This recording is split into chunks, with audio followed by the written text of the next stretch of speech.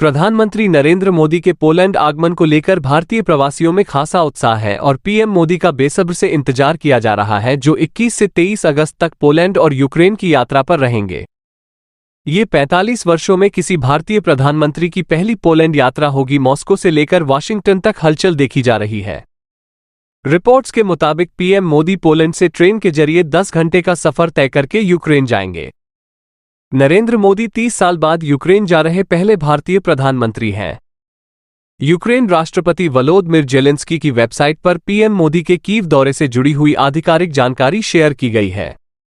PM Modi के दौरे पर यूक्रेन ने क्या लिखा है, आइए आपको वो बताते हैं। ज़ेलेंस्की की वेबसाइट पर पीएम मोदी के दौरे के बारे में लिखा है कि 23 अगस्त को यूक्रेन के फ्लैग डे के मौके पर भारतीय प्रधानमंत्री नरेंद्र मोदी यूक्रेन के आधिकारिक दौरे पर रहेंगे। द्विपक्षीय संबंधों के इतिहास में ये किसी भारतीय पीएम का पहला दौरा होगा और इस यात्रा के दौरान जो बायलेट टॉक्स हैं, बहुपक्षीय सहयोग है, इस पर बात की जाएगी।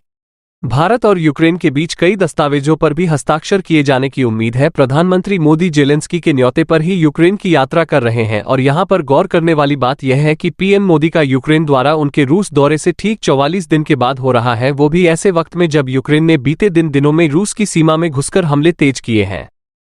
कुर्स्क में दोनों देशों के बीच भीषण जंग अभी भी चल रही है और यूक्रेन ने रूस के कुछ इलाकों को अपने नियंत्रण में ले लिया है। आशंका ये जताई जा रही है कि रूस जल्द यूक्रेन पर एक बड़ा हमला कर सकता है।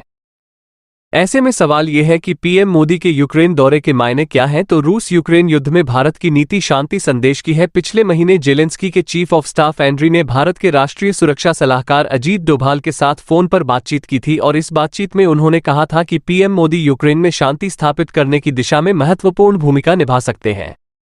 अब यूक्रेन को क्या उम्मीदें हैं पीएम मोदी से, तो यूक्रेन को पीएम मोदी से उम्मीद क्यों है, इसे जानने के लिए इस जंग में भारत का स्टैंड समझना भी जरूरी है। दरअसल भारत युद्ध की शुरुआत से ही बातचीत के जरिए समाधान का पक्ष धर रहा है।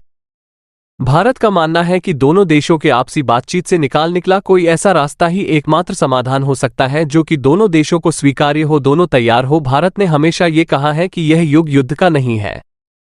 पीएम मोदी ने जुलाई में रूस दौरे पर राष्ट्रपति पुतिन के सामने भी साफ शब्दों में कहा था कि युद्ध के मैदान में समाधान नहीं ढूंढा जा सकता है। इससे पहले एससीओ समिट में भी पुतिन के आगे पीएम मोदी शांति की बात कर चुके हैं और मोदी के यूक्रेन दौरे का एजेंडा शेयर करते हुए विदेश मंत्रालय ने भी यही कहा है कि भारत रूस यूक्रेन युद्ध में शांति की बात करता आया है और बातचीत से समाधान का पक्ष धर रहा है।